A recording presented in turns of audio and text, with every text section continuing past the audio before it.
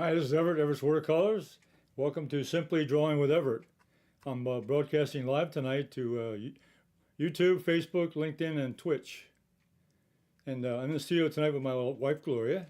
Hello. And she'll be monitoring the broadcast in the chat room. The chat room's live, so you can give me comments and give me some questions while we're on the air. And or even after the program, you can write comments in the actual video if you have any further on comments. And I'll get back to you as soon as I can. Okay, well tonight what I'm going to do is I'm going to draw some mountains. And I love drawing mountains, but I'm going to show you how I do mine. So let me take you over to my drawing table and I'll get started. Okay, well here's the mountain reference photograph here. You can see here, this is a mount. I took a picture off the internet. This is the Alps, somewhere in Italy. But it's a beautiful scenery here of some mountains. And I thought I'd show you how to draw this tonight. There are a couple of things you have to think about. Not only the shapes and the sizes, but think of the values. Now, I have a value scale here that I use to check out a video like this. And for example, the snow would be the lightest value. I see 5 different values on this particular photograph. The snow would be the lightest value. Normally the sky is the lightest value, but when you have snow in a painting or a drawing, it's the lightest value. So snow is the lowest, the sky is the next lowest value. Then comes the mountain, this area in here, and then the shadow of the mountain would be the 4th value. And of course the foreground here, which is very dark, would be the 5th value. So there are 5 values in a particular. So when you take a look at a picture or a painting, you're going to do a drawing, the first thing you want to do is look at the shapes and the sizes and the format and so forth, but then look at the values. How many values are you going to be working with? Okay, the tools I have tonight, I've got 2 graphite pencils. I've got a 4B and a 2B. Those for drawing and shading. Then I'm introducing a woodless pencil. This is a 9B, which is a very dark lead pencil. It would be good for the dark areas and especially the foreground. I have a couple stomps, blending stomps here I'm going to use for blending. They'll be helpful. And I have a kneaded eraser for erasing some of the construction lines. Okay, I've got this sheet of sketch paper here. It's about 10 inches long and about 7 inches high. So it's about a 10 by 7 piece of paper and just pure white sketch paper. So what I'm going to do, I'm going to get started out here. Let's start out with the sketch pencil, the 2B. 2B is like a softer lead, but at least it'll get us some marks on the thing.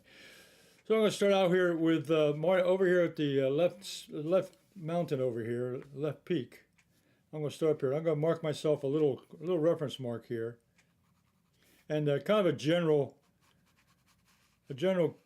contour of that line. I'm using contour drawing right now.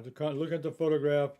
I'm doing a contour drawing, and this peak here slopes off a little bit to the right here, so I'm getting the overall outline of this particular mountain peak.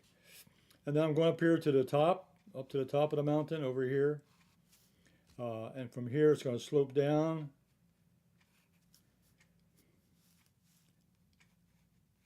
And I'm checking this peak here. There's a little peak here. It's a little bit below this peak over here, so it'll be about right here. So I'm going to bring that down. So I'm getting the rough areas in and getting a rough outline of the actual drawing. And then over here I'm going to come over here, and then this little peak here in the back, very small, but it's behind this peak here. I'm going to draw that. Just draw that and get a reference line. Okay, and then there's the big foreground. The big foreground just cuts right across here. So that's going to take up a lot of the space up here forward.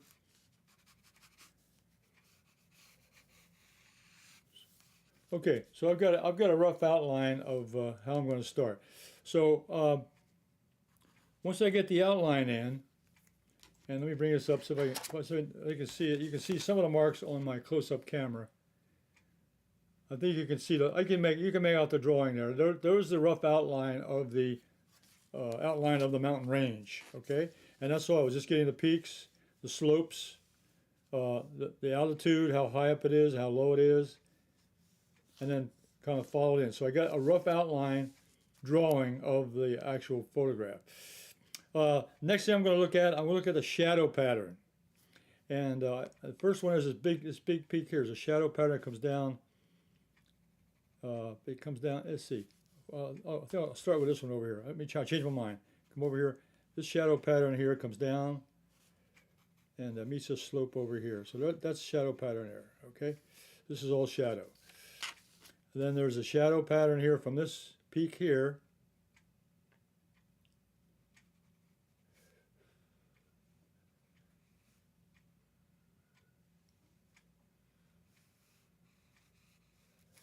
This is in shadow. Then there's a little shadow. There's a shadow over here on this side. Slopes down to the foreground. Okay. And shadow here. So I got a rough idea of the shadow patterns. Okay, now I'm going to start looking at the values. I know the sky is going to be darker than the snow. So what I can do is go ahead and put in some of the skies. Take the 2B, and I'm going to do the outline. I'm going to do a little bit of shadowing here for the sky. This is next to this. This is next to this this light snow area up here. That'll give me a little starting point of just how dark I'm going to make it. Okay, so that's going to be the value of the sky. It's going to be very light, a light value, but not white. The whitest part of the paper is going to be the snow. Now I've got this section along here. This can go a little darker, so I'm going to use a darker. I'm going to use the 4B, so I can get the darker shadow back here on this side. So I'm going to go ahead and put that in, and it's going to come down. I think I've just okay. I'll have to make a correction. I just made a little error there. I just want to correct. I'll take my pencil, and what I did is I colored in some of the sky over top of my snow here. That's okay, little mistake. That's what the eraser's for. Let me come back and put that in again.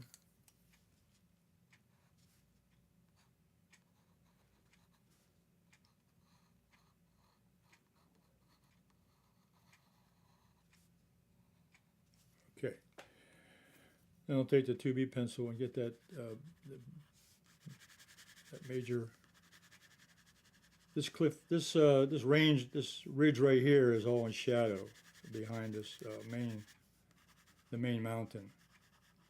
So this is all in shadow. So I'm putting in a value that would be the shadow value, about a 6, a range 6 on a scale of 1 to 10. It's not the darkest value, but it's kind of a middle value.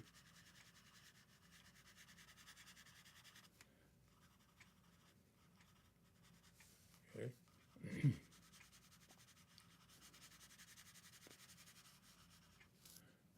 And I'll move over here to this left side. There's a shadow pattern on this left side. I get that in. That's pretty dark on the slope there. You can see that's darker than what I just did. So that's probably about a 6 or 7 on a scale, on the gray scale.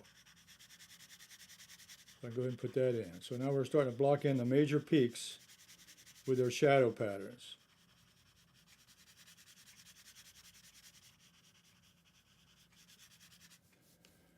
Peak 1, a main peak, and there's a small peak over here. It's got a small shadow. You can see it's not very bright. I'm going to what I'm going to do. I'm going to have a little artist license here. I'm going to put a little darker shadow than what shows in the photograph, just so this shows up.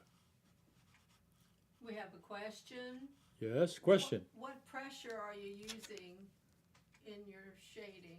Well, the pressure I use on the question was what pressure I use on the pencil when I'm shading. When I'm drawing, I know what the darkness is. So when I press down on the pencil, I'll get a dark mark. If I just less up on the pressure, so I'm right about middle pressure. Up here, I was very light pressure here, very light on the lighter areas. Very light pressure, just laying a pencil on the paper and just kind of moving around. And as I come down to this section, I'll press a little harder because I want it darker down here. And for the sky, I'll use a lighter pencil. I'll use a 2B, which is a lighter lead. And what I'll do is I'll come up here next to this ridge here with a white and very light pressure, because this is the sky, which is light, but not as light as the snow. So I can go ahead and kind of block that in a little bit around the peaks. Yeah, pressure on a pencil takes a little practice to do, and what it is, it's just a matter of drawing in it, and you can always go in. When I start with a light pressure, then if I need darker, I put more pressure down on it. So it's really practicing how much pressure you need on the pencil to give you that mark or that value you're looking for.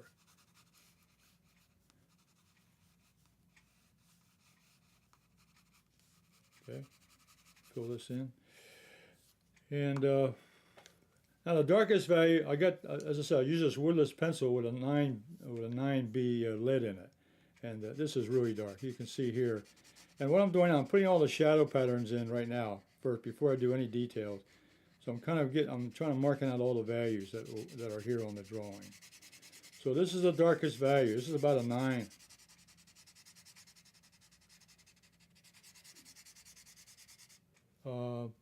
No, but excuse me, this is about a 0 or 1 on the value scale.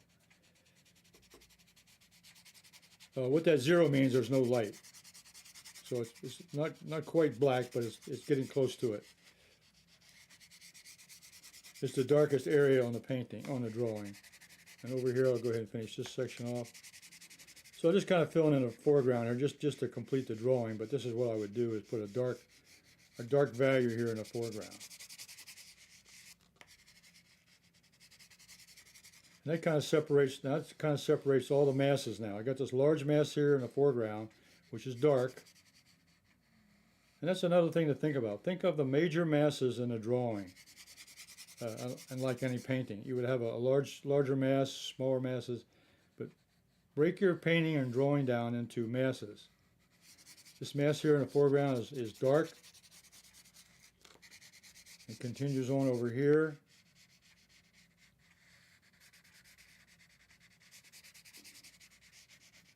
I haven't put the blender on it yet. The blender will help smooth out some of the marks. So I'm just getting the values started down here in the foreground. Okay, now as I move forward, now I won't use that 9B anymore. That's the darkest area. I'll use the 4B again up here. I want to get this darker here. It won't be as dark as the foreground, but it's going to be darker.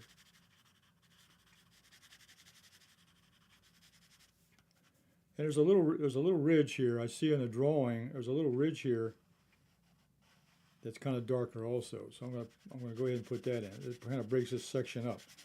So there's a darker section even here in this area. So I'm gonna go ahead and fill that in.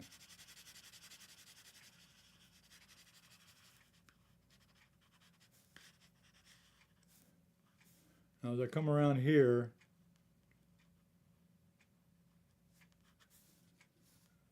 this value here is almost the same. So I'm really not going to follow the photograph as close as it is, because I just want to get an impression here of what I see. I'm really capturing the shapes, the major masses, and capturing the shadow patterns that I see.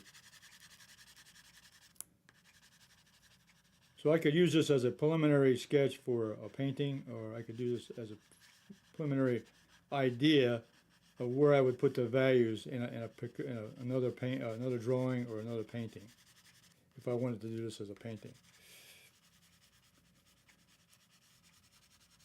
This area here is there's a light area, and we'll talk about the light areas in a minute. There's a couple light areas that they're kind of important.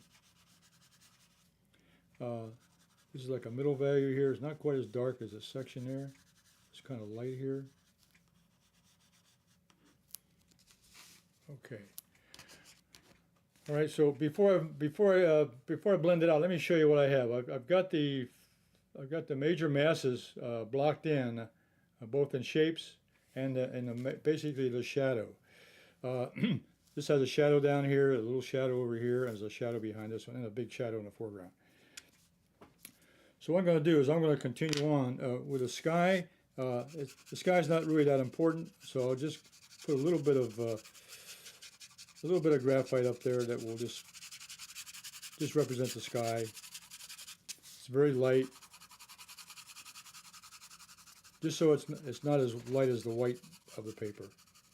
The white of the paper is the snow. And what number are you using? This number is a 2B, which is a lowest, is a 2B lead. It's a softer lead, but if you use very little pressure on, you can get a nice light value. Just barely moving it over the paper. Okay, now I'm going to start blending now.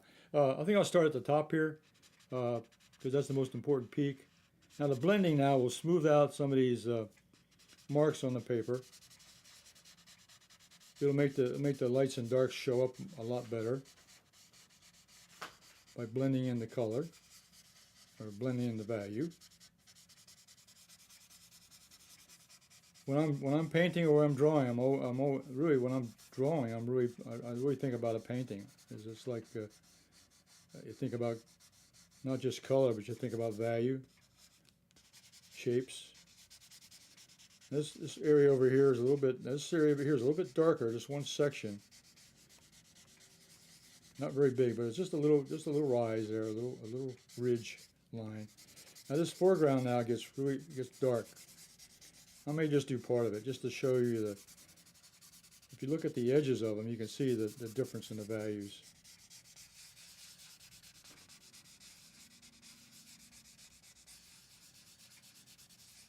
Yeah, I'm using the blending stump, which is a nice tool to have to smooth out the pencil marks, the graphite. And let me bring it up to you real close. You can see now I got the blending. That started there. Now let's see. I'm just going to take a look here about just a little more detail. Let's see. The 2B.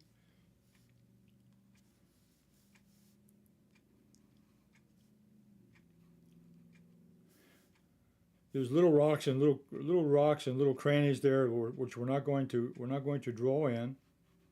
I'm going to leave those alone. I am going to fill in a little bit more of the shadow pattern here. It's got a little shape to it here that I think I can put that in. It makes it a little more believable representation of the shadow. Comes down here. Then there's an open area. There's a white area here of snow in this section. I'll leave that alone. So now I'm really picking up some of the detail now of the rock. And this large area here is about the only thing I really want to show detail on. Everything else is kind of lost in the shuffle.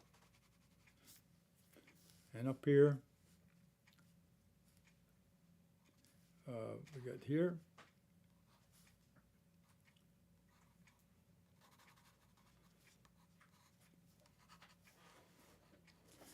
Now what I've done over here, now what I'm going to do here, I think I'm going to take a little bit, I'm going to take the eraser and take a little bit of the value off of the small mountain back here. It's not showing up very well against this other mass. So what I'm going to do is I'm going to make this darker here.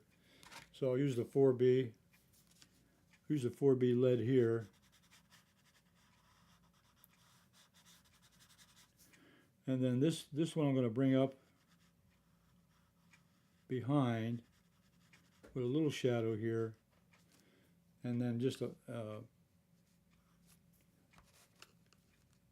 take off some of the graphite to make that white show up.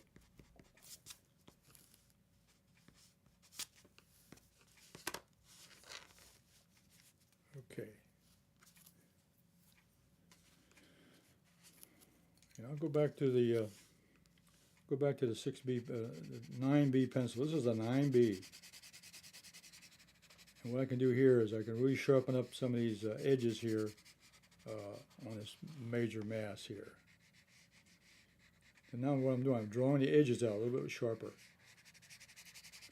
Put a little more graphite down there to make it really dark. And then I'll use the blending stump to smooth that out.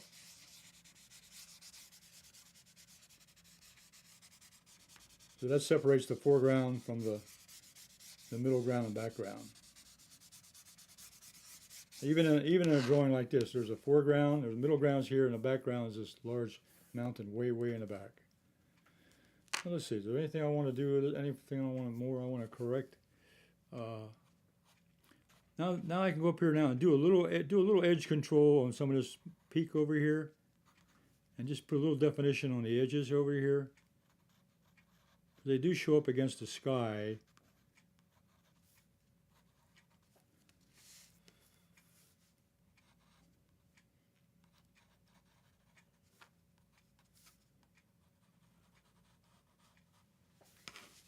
Okay. Alan said that she makes herself a chart of all the different pencils and the number next to it so she knows what the different values are. Well, of course, that's a great idea. Making it just like a color chart. You put together a value chart for your pencils. Does the same thing. And that's a smart thing to do. The most important thing about drawing and the most basic thing about philosophy of art is you got to learn how to use your tools. If you have a new pencil or a new brush or whatever you have, you got to break it out and exercise with it and get used to it and know what it can do, so that when you start out drawing or painting, you'll have it ready for you in your toolbox, your little toolbox of art supplies. So I blended in the sky just a little bit more to show off the white snow. Okay. You can see here the sky is a little bit darker than the white of the snow on the snow caps. So I think I pretty well got what I want there. And I think what I'll do, the only thing I would add now to see the sun's coming from this direction is I might add a couple birds in the sky. It's not in the drawings. I don't think the birds could go up that high on the Alps anyway. But I'm going to put some in here, and just put a couple little birds to kind of finish off the drawing.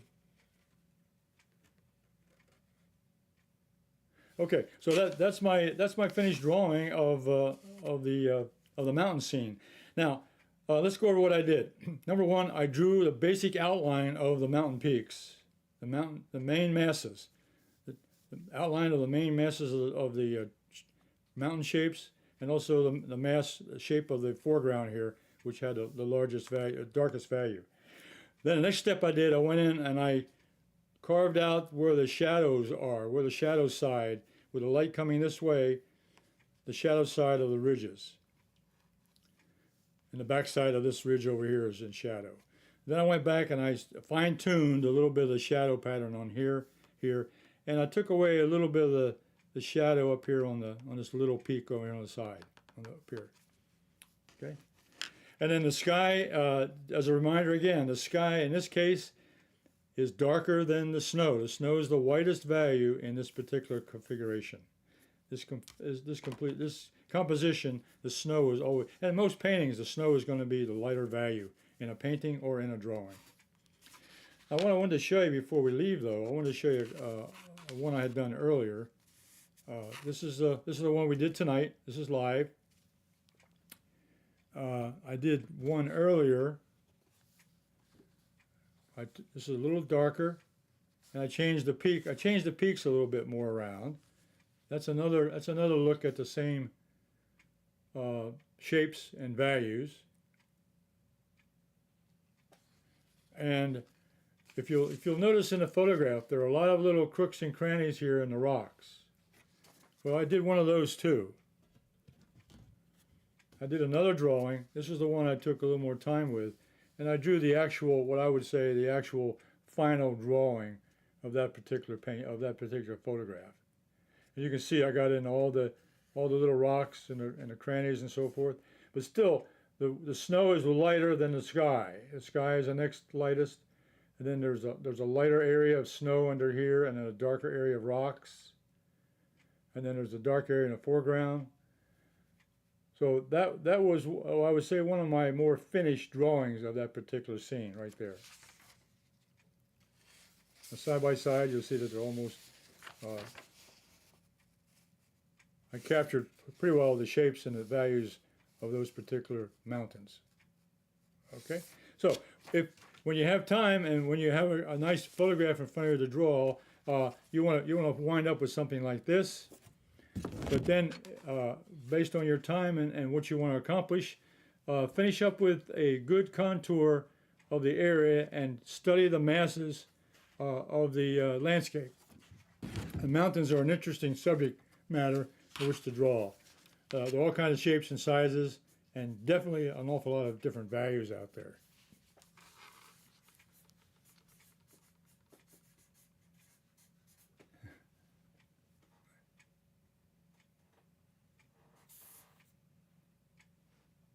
Okay.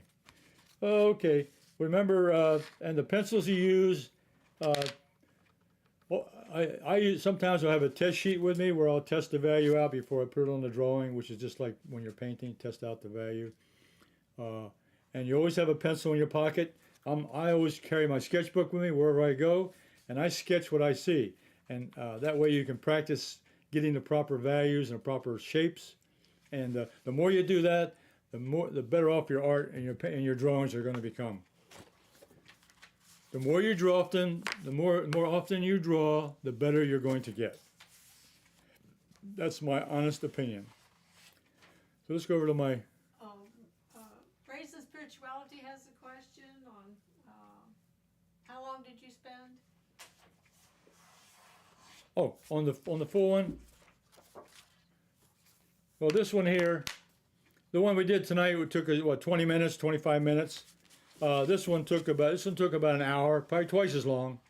This one took about an hour to do, because it was the same. It's the same shape. All I did was add in some detail.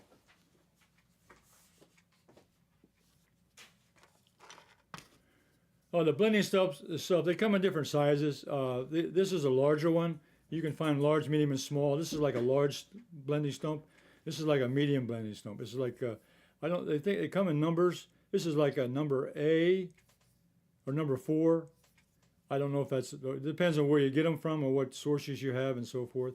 But this is a large stump. This is a medium one, and they're smaller sizes. They go down to different gradations of sizes of stumps. The blending one's good for large areas. This one's good for detail around the smaller areas and so forth like that. Okay, back to my main camera. Okay, that's my completion of my drawing exercise tonight for drawing mountains. I really enjoy drawing mountains because they come in all kinds of shapes. I draw the Rocky Mountains. I draw the Blue Ridge Mountains here in Virginia. So wherever I can find mountains, I like to draw them. They make good subject matter, and they're good subjects to draw and to study. There's a lot of different colors out there, a lot of different values and shapes. And depending on which side you're looking at and what time of day it is, where the shadows are and so forth. So there's all kinds of variables that you can study when you're drawing mountains or drawing mountains. So I appreciate you all looking in tonight, and there were some good questions there about the drawing and the values and about the sizes of the material and stumps and so forth. Those are good questions. I like those. So if you have any more, put them down in the comments, and I'll get back to you as soon as I can. And until next week, I'll be back on Thursday afternoon at 2 p.m. for my watercolor class, and Thursday evening at 7:30 for a drawing demonstration. So we'll see you then on Simply Drawing with Everett, and I'll see you next Thursday.